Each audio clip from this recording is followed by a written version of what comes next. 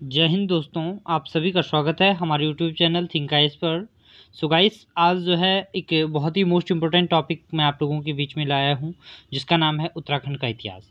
हम जो है शुरू से सिस्टमेटिक ढंग से जो है उत्तराखंड को समझने की कोशिश करेंगे, क्योंकि चाहे आप यूके पीएससी की बात करो, यूके पीएससी की बात करो या फिर यूके एसएससी की बात करो, दोनों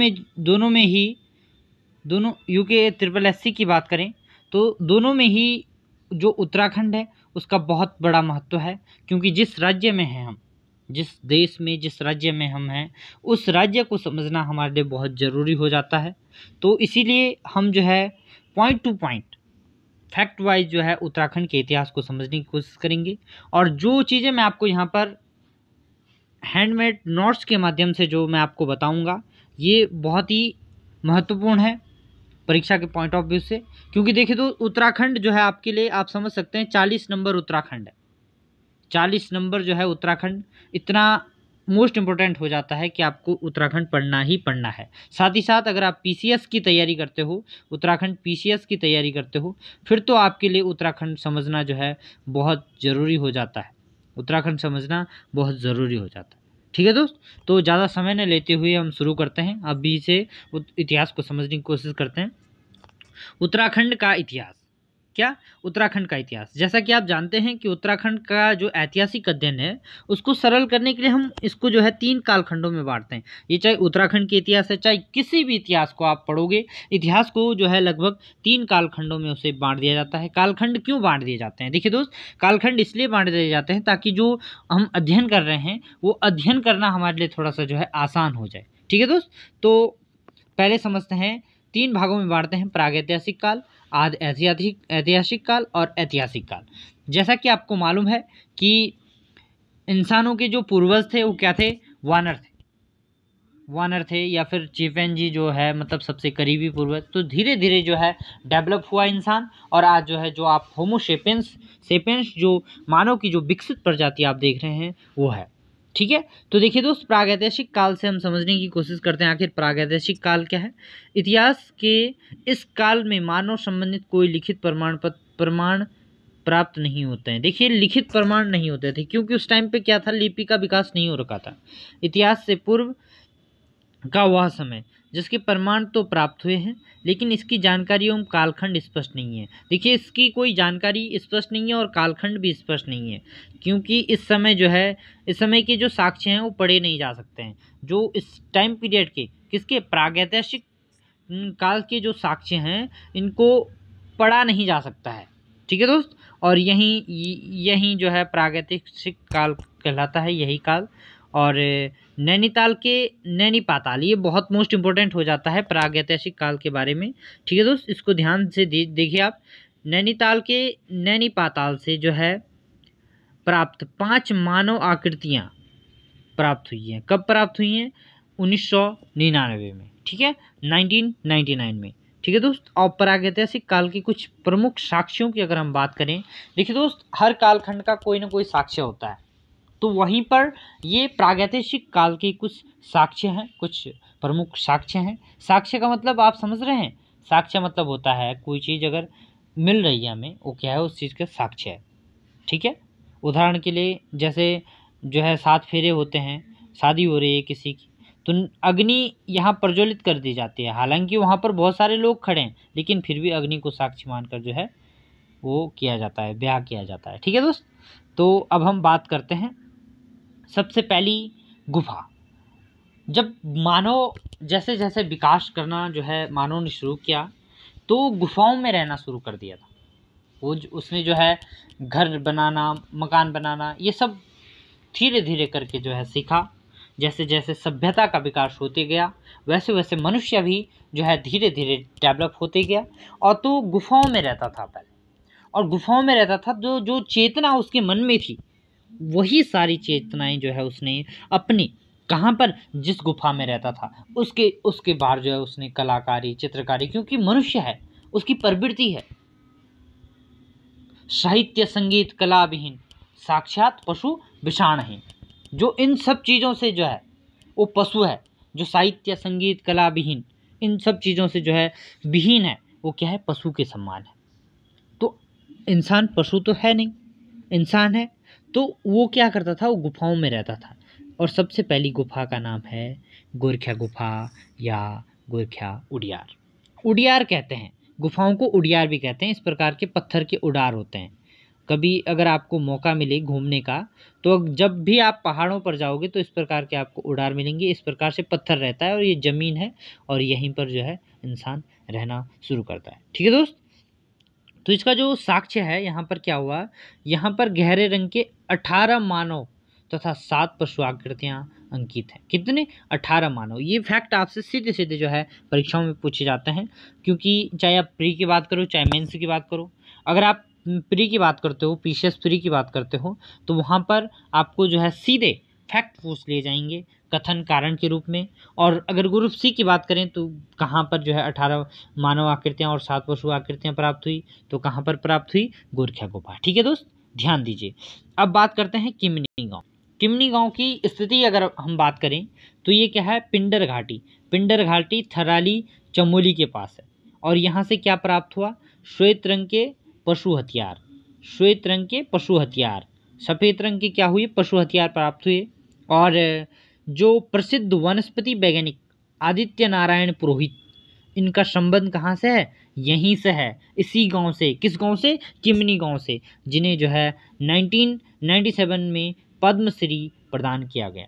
देखिए दोस्त, उत्तराखंड के एक बहुत ही प्रसिद्ध वनस्पति वैज्ञानिक हैं जिनका नाम है आदित्य नारायण पुरोहित, जिनको जो है 1997 में पद्मश्री से जो है सम्मानित किया गया। ये इनका संबंध कहाँ से है? किमनी गांव से है। इस प्रकार के फैक्चुअल प्रश्न भी आपसे पूछे जा सकते हैं।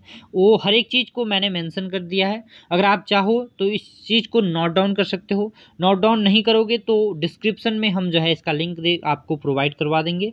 और अब बात करते हैं मल्लारी गाँव की।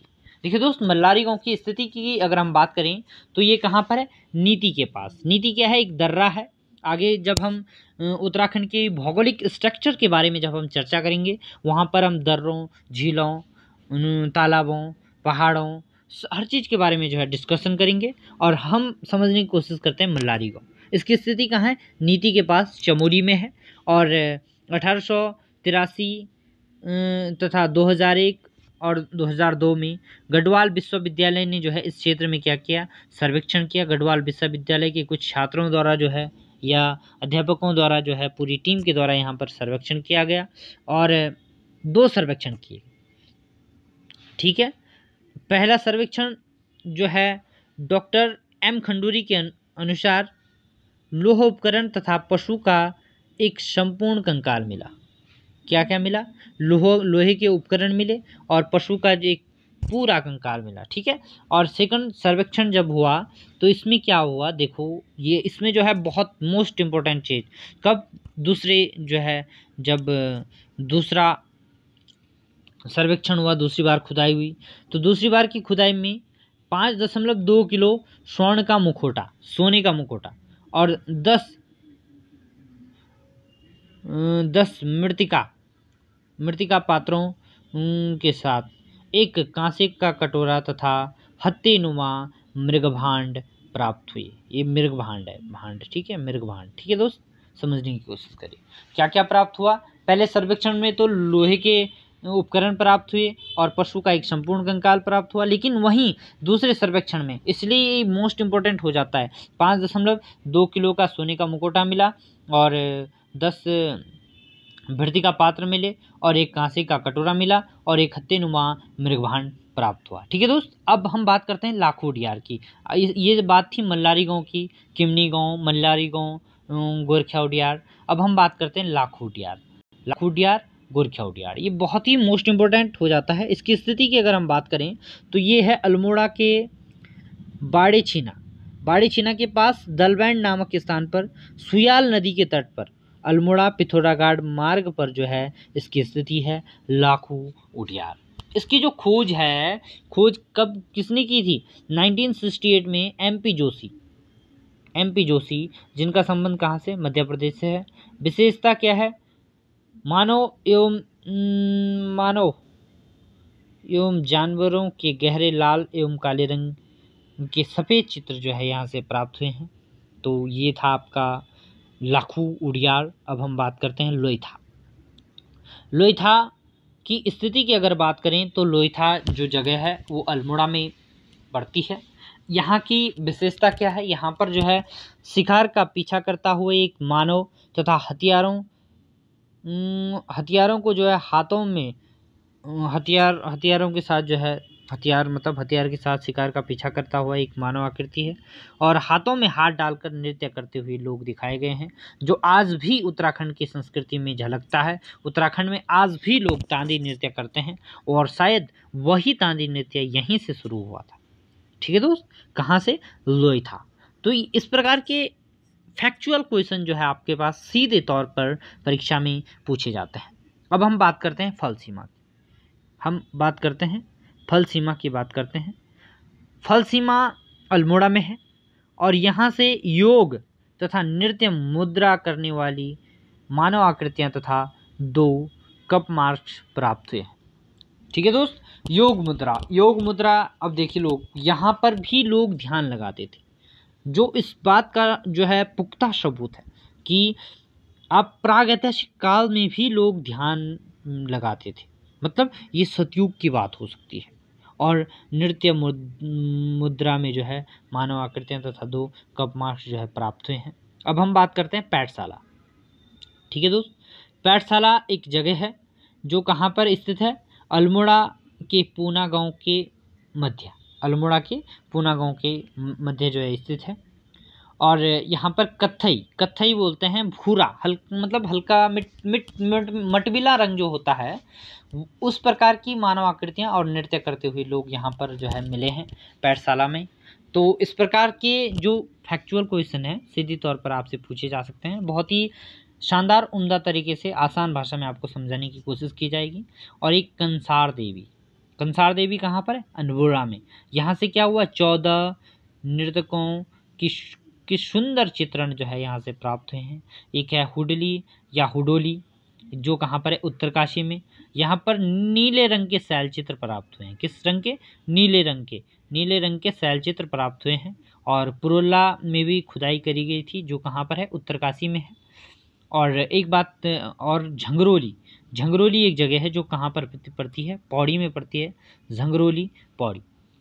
यहाँ रामगंगा घाटी से पाषाणकालीन शवागार, कप मार्क तथा मनुष्य के हथियार प्राप्त हुए हैं। देखिए दोस्त, क्या क्या रामगंगा घाटी में है, झंगरोली पौड़ी में। यहाँ से क्या हुआ? पाषाणकालीन शवागार, कप मार्क्स तथा मनुष्य के हथियार प्राप्त हुए हैं। और एक जगह है बनकोट पिथौरागढ़। यहाँ से क्या हुआ? देखिए दोस्त, ये बहुत ही मोस्ट इम्पोर्टेंट है। 8 ताम्र मानव आकृतियाँ उत्तराखंड के देवीधुरा चंपावत नामक स्थान से पाषाणकालीन मानव से जो है समाधियों की खोज की गई थी। समाधियाँ, देखिए दोस्त, यहाँ पर इससे जो है पता लगता है कि उस समय के लोग यम नियम प्राणायाम साधना और समाधि से जो है परिचित थे, क्योंकि वहाँ पर जो है समाधियों का उल्लेख मिलता है। तो कहाँ पर? बनकोट पिथौरागढ़ 8 मानव आकृतियाँ प्राप्त हुई। और देवीधुरा के पास जो है चंपावत देवीधुरा नामक स्थान से जो है पाषाणकालीन, आज भी यहाँ पर जो है एक मेला लगता है। अब हम बात करते हैं कुछ महत्वपूर्ण फैक्ट की बात करते हैं। हैनवुड 1856 उत्तराखंड में पाषाण काल की खोज की। देखिए दोस्त, उत्तराखंड में पाषाण काल की खोज किसने की? हैनवुड ने। ठीक है, इसको क्या कहा जाता है? पाषाण काल का जन्मदाता कहा जाता है हैनवुड को। ठीक है, और शिव प्रसाद डबराल ने कब की? 1956 में। और फिर कनिंगम भारत में जो है पाषाण काल का जन्मदाता कहा जाता है। कनिंगम को भारत में जो पाषाण काल का जो जन्मदाता है उसको किस नाम से जाना जाता है? कनिंगम के नाम से। ठीक है, बिलर तथा इतावली पुरातत्वविदों ने इसका उल्लेख किया है। शिव प्रसाद डबराल द्वारा 1956 में मल्लारी गांव पाषाणकालीन शवागारों का पता लगाया गया तथा डॉक्टर मठपाल पश्चिमी रामगंगा घाटी द्वाराहाट से 73 कप मार्क्स की खोज की है। ठीक है दोस्त, ये बात थी कुछ भारत के फैक्ट थे, कुछ जो है उत्तराखंड के फैक्ट थे। तो उत्तराखंड में पाषाण काल का अगर जनक माना जाए तो किसको, हैनवुड को, और भारत का पाषाण काल का अगर जन्मदाता किसी को कहा जाए तो है कनिंघम। देखिए दोस्त, इन्होंने जो है, अंग्रेज हमारे देश में थे, उन्होंने जो है उत्तराखंड में भी जो है उनका गढ़वाल और कुमाऊं साइड में जो है एक केवल टिहरी रियासत को छोड़कर पूरे संपूर्ण उत्तराखंड में जो है उनका राज रहा। तो कहीं ना कहीं उनकी रुचि रहती थी, तो उन्होंने जो है खोजना जो है शुरू करा। तो भारत में कनिंघम को जो है पूरा पाषाण काल का जो है पाषाण काल का जन्मदाता कहा जाता है, और हैनवुड को जो है उत्तराखंड का पाषाण काल का जन्मदाता कहा जाता है। ठीक है दोस्त, ये यहाँ पर यही चीज़ जो है दोबारा से दोहराई गई है। उत्तराखंड में पुरातत्व का जन्मदाता हैनवुड है और भारत में कनिंघम। ठीक है, लोहे के सर्वप्रथम साक्ष्य कहाँ से प्राप्त हुए हैं, मल्लारी गांव से। ये कुछ महत्वपूर्ण फैक्ट्स है। और देखिए दोस्त, आप समझ गए होंगे प्रागैतिहासिक काल से जुड़े जितने भी फैक्ट थे वो हमने आपको बता दिए हैं। आपने जो है अपना इतना कीमती समय जो है अपनी पढ़ाई को दिया। So thank you so much, बहुत बहुत धन्यवाद।